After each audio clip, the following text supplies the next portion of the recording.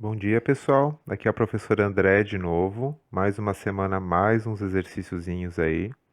Então, hoje a gente vai fazer a atividade 8 da apostila Trilhas, lá da página 82 e 83. Só que tem uma diferença. Vocês pediram, e eu dei uma lida nos comentários, que eu explicasse um pouco melhor e desse exemplos. Então, é o que eu vou fazer aqui nessa apresentação. Só que a explicação ficou bem longa. Então, o que que eu vou fazer? Eu vou dividir essa atividade 8. Então, a gente hoje só vai fazer a página 82. Mais para frente, numa outra semana, a gente faz a página 83, tá bom? Então, o que vocês vão ter aqui nesse vídeo hoje é metade da explicação da atividade 8, só da página 82. Essa atividade aqui, ela vai tratar de números racionais. E o que que é o número racional? Vamos lembrar. Então, o número racional é aquele número que eu posso escrever ele na forma de uma fração. Mas espera aí, o que que é fração mesmo? Então, a fração, ela vai ser uma forma de escrever uma conta de divisão que vai ter entre dois números inteiros. Então, o número racional, no fundo, é uma divisão. E dentro desses números racionais, eu tenho alguns outros conjuntos de números. Eu tenho os números naturais, aqueles que são só positivos e inteirinhos, o 1, 2, o 3, o 4, o 5 e assim vai. Eu tenho os números inteiros, que eles também são inteirinhos, só que eles podem ser ou positivos ou negativos, menos 2, menos um, zero, mais um, mais 2. Eu tenho as frações, que é o que a gente está vendo aqui, que são os números, entre aspas, quebrados. Ele possui o numerador, que é a parte de cima, e o denominador, que é a parte de baixo. Então, eu estou fazendo uma relação entre parte e todo. Ele também possui os números decimais, que é uma forma diferente de escrever a fração. Ele também é um número quebrado, ele vai ter vírgula e tem uma diferencinha dos irracionais que é ele não vai ter continuidade, ou seja, ele vai ser exato. Então, menos 0,4, menos 0,2, mais 1,3, ele vai ser um número quebrado, mas ele vai ser exato. E no final eu tenho as dízimas periódicas, que eles vão ser decimais, ou seja, continuam sendo números quebrados, só que eles possuem casas decimais infinitas, ou seja, não acaba nunca. A única diferença é que essas casas elas vão ter uma repetição, então elas vão ter um padrão. 0,2222, ó, esse 2 fica repetindo, é o padrão. 0,12121212, o 12 continua repetindo, também é um padrão. Só que todos eles não têm fim. Então, vão ser números decimais sem fim.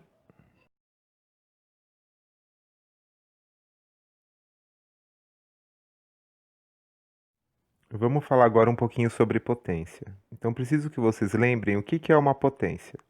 Então, quando eu falo de potência, eu estou falando de uma conta de multiplicação e ela é feita sempre com o mesmo número, ou seja, uma multiplicação de fatores iguais. Então, eu vou dar um exemplo aqui: 3 elevado a 2. Esse 2, que é o número pequenininho, ele tem um nome, chama expoente. E ele vai representar exatamente a quantidade de repetições que vai acontecer lá na multiplicação. Então, ela é quantas vezes um número vai repetir. Já o 3, que é o número grande, a gente chama ele de base. Ele é aquele número que vai ficar repetindo. Então, vai ser uma conta de multiplicação de base vezes base, ele vezes ele. Então, quando eu falo 3 elevado a 2, é a mesma coisa que eu falar 3 vezes 3. O número 3, que é a base, o grande, ele vai repetir duas vezes na conta de multiplicação. Então, 3 ao quadrado, 3 vezes 3 vai dar 9. Isso acontece do mesmo jeito com o número negativo. Então, nesse segundo exemplo, menos 2 elevado a 4. Então, o menos 2, que é a base, é o número que vai ficar repetindo toda hora. E o 4, que é o expoente, vai ser quantas vezes esse menos 2 vai repetir. Então, menos 2 elevado a 4 é menos 2 vezes menos 2 vezes menos 2 vezes menos 2. Então, ó, repetiu 4 vezes. Quando eu falo em multiplicação, eu não posso esquecer que eu tenho que levar em consideração a regra de sinal. Então, positivo com positivo, positivo, negativo com negativo, positivo também, positivo com negativo, negativo, negativo com positivo, negativo. Um jeito mais fácil de lembrar é sinal igual, positivo, sinal diferente, negativo. Então, menos 2 elevado a 4 vai dar mais 16. Tem que fazer sempre o joguinho do sinal, não esquece. E quando eu quero fazer isso com número decimal, que é os números com vírgula, também é do mesmo jeito. Então, nesse exemplo aqui, 0,2 elevado a 3. Então, eu vou pegar esse 0,2 e ele vai repetir 3 vezes. Então, fica 0,2 vezes 0,2 vezes 0,2. Vocês vão ter que fazer a multiplicação uma de cada vez. Então, 0,2 primeiro vezes 0,2. Vai dar 0,04. Mais para frente eu vou mostrar como que faz a multiplicação com decimal se você não lembra. Vou pegar esse 0,04 e multiplicar ele de novo por 0,2, ó. É 0,2 vezes 0,2 vezes 0,2. Não pode ser só uma conta de multiplicação. Então, 0,04 vezes 0,2, 0,008. Então, 0,2 elevado a 3, elevado ao cubo, vai dar 0,008. O esquema aqui do decimal é sempre fazer uma conta de cada vez para você não se perder, tá bom? Ah, sim, já estava quase esquecendo. A gente não pode deixar de falar de uma regrinha extra. Então, toda vez que eu tenho uma potência que ela está elevada a zero, o expoente dela é zero, sempre o resultado vai ser 1. Então, aqui no exemplo, 3 elevado a zero, 1. Se fosse 1 milhão elevado a zero, a resposta ia ser 1 do mesmo jeito. Então, qualquer número elevado a zero vai ser 1, tá bom?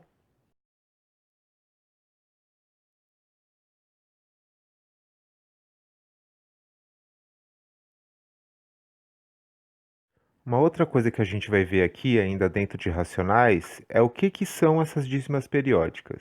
Então, a gente viu lá que uma dízima periódica vai ser um número decimal, só que ele vai ser infinito. Então, dízima periódica é um número infinito e ela tem um período. Infinito, ele não vai ter fim. E período é a parte decimal que fica repetindo toda hora. Então, nesse exemplo aqui, 2,33333.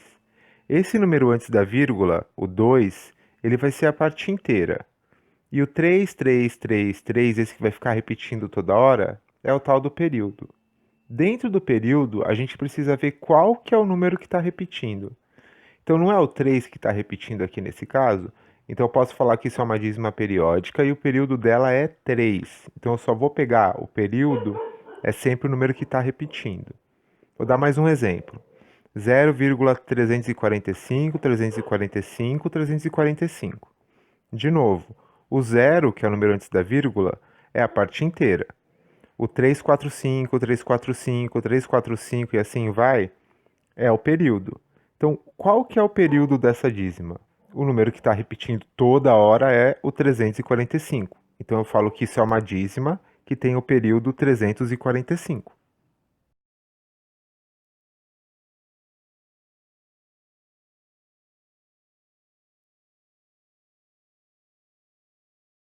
Antes da gente partir para o exercício, vamos ver um pouquinho o que é uma fração geratriz. Então, eu preciso que vocês lembrem o conceito de fração. Fração não é uma conta de divisão? Então, vai ser uma conta de divisão que a resposta dela vai da dízima periódica, ou seja, é uma fração que dá origem à dízima periódica. Então, eu vou dar aqui um exemplo. 1/3, ou seja, 1/3, fração, conta de dividir 1 dividido por 3. Esse 1 não dá para dividir por 3, ele é menor. O que eu preciso fazer? Lá no resultado, eu preciso colocar um zero, vírgula, e quando eu faço isso, eu tenho o direito de pegar um zero emprestado lá para cima. Então, o que era 1 vai virar 10. Agora sim, o 10 consegue dividir por 3. Então, na tabuada do 3, qual que chega mais próximo do 10? 3 vezes 3, 9. Então, eu vou usar esse 3. 10 tira 9, 1. Repetiu o que aconteceu lá em cima. O 1 não dá para dividir por 3. Só que eu já não coloquei o 0, lá no começo. Quando eu faço isso, eu ganho um passe livre, digamos assim, para ficar colocando o zero emprestado. Então, já que eu já coloquei o 0, no começo do resultado, eu posso pegar um zero emprestado de novo. Então, esse 1 vai virar 10 de novo. Mesmo esquema. Na tabuada do 3, qual chega perto do 10? 3 vezes 3, 9. Vou usar o 3 de novo. 10 tira 9, 1. De novo, repetiu. Apareceu 1. Mesmo procedimento. Já tenho 0, vou pegar um zero emprestado sem precisar fazer nada. O 1 vira 10, na tabuada do 3, qual chega perto do 10, 3, 10 tira 9, 1. Isso vai ficar continuando para sempre, assim, ficar repetindo direto. Então, a resposta daqui, 1 dividido por 3, é a dízima 0,33333. Então, 1/3 a gente vai chamar de fração geratriz. Tá, mas como é que eu vou fazer isso? Como que eu vou descobrir a fração geratriz? Então, eu tenho lá a dízima periódica 0,33333. Essa é bem facinho de fazer. Esse período, o número que ficar repetindo toda hora, o 3333, ele vai ser o numerador da minha fração geratriz. Então, o meu numerador aqui, o número de cima, vai ser o 3. Para descobrir o denominador, que é o de baixo, eu preciso contar quantos dígitos tem no período. Então, 33333 não é formado só pelo número 3? Não é só um dígito? Então, no denominador também vai aparecer só um dígito. Só que tem um detalhe. Esse dígito do denominador, ele vai ser o número 9. Então, como eu tenho um dígito só, eu vou ter um 9 só. Se eu tiver dois dígitos repetindo, dois números 9. Se eu tiver três dígitos repetindo, três números 9. Então, assim vai. Então, nesse caso, meu numerador é 3, que é o período que está repetindo, e meu denominador é um número 9 só, porque ele só é formado pelo dígito 3. Então, fica 3 nonos. Espera aí, mas a fração geratriz dessa dízima não era 1/3? Sim, é 1/3. O que eu tenho que fazer então? Tenho que pegar esse 3 nonos e ver se eu consigo simplificar. E esse daqui dá para simplificar. Então, 3 nonos eu vou simplificar por 3. 3 dividido por 3 vai dar 1. 9 dividido por 3 vai dar 3. Ah, olha só. 1/3 também é a fração geratriz do 0,333. Então, deu a mesma coisa. É bem simplesinho de fazer. Pega lá o numerador, que vai ser o número que está repetindo, e o denominador sempre a quantidade de dígitos, só que na forma de número 9, tá bom?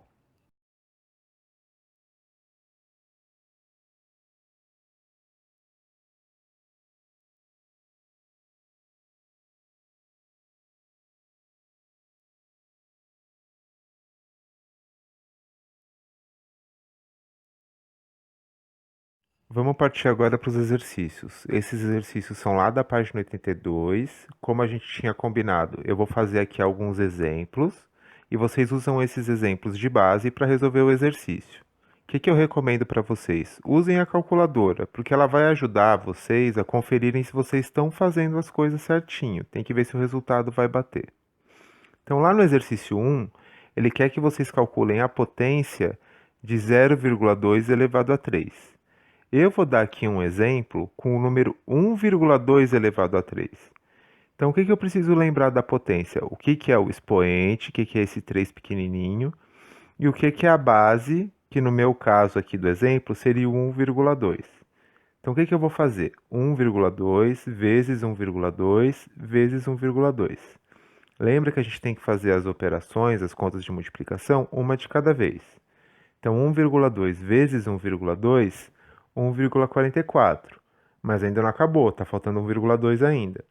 Então, 1,44 vezes 1,2, 1,728. Vocês vão usar esse mesmo padrão, esse mesmo esquema para resolver o exercício, tá?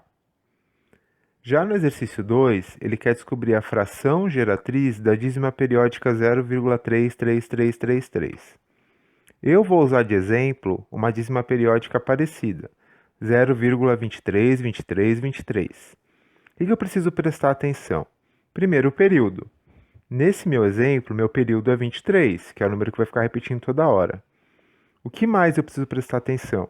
Na quantidade de dígitos do período. Então, 23, o 2 e o 3 são dois dígitos. Então, meu período com dois dígitos, o que significa esses dois dígitos? Que ele vai ser formado por dois números 9 lá no denominador. Então, minha fração geratriz, numerador, número de cima, é o que vai ficar repetindo, aqui no exemplo 23. Número de baixo, só números 9, que vão ter relação com a quantidade de dígitos do período. 23, dois dígitos, dois números 9. Então, minha fração geratriz aqui, 23,99. No exercício 3, apesar de não estar na explicação, ele quer uma coisa simples. Eles querem que vocês arredondem o número para a maior quantidade de zeros possíveis. Então, vou dar um exemplo de um número um pouquinho maior que esse, mas parecido. 3.956.438.032. O que eu preciso ver? Da onde que esse número está mais perto? Qual número tem mais zeros possíveis que está bem pertinho dele? Seria o 4 bilhões ou o 3 bilhões? Olha lá, 3 bilhões 900 milhões, ele está muito mais perto do 4 bilhões. Então vou arredondar para 4 bilhões. Vocês vão fazer a mesma coisa com o número que está aí no exercício 3. Tenta arredondar ele para o número mais próximo que tem a maior quantidade de zeros possíveis, tá? Eu espero que os exemplos tenham ajudado. Usem ele de base e bora lá resolver esses exercícios.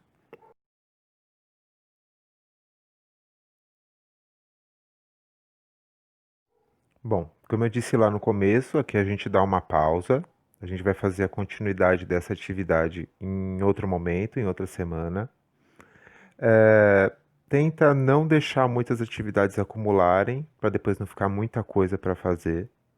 Na semana que vem vai ser a correção de algumas atividades da atividade passada e dessa metadezinha, e mais aquele questionário que a gente sempre faz. Então vai ser uma semana mais tranquila. Mensagem que eu tenho para vocês é a de sempre. Fiquem bem, se cuidem, cuidem das suas famílias e bora fazer essa lição aí para não ficar acumulando matéria. Até a próxima, se cuida, abraços, qualquer coisa ou alguma dúvida que tiver, manda mensagem, tá bom? Tchau, tchau.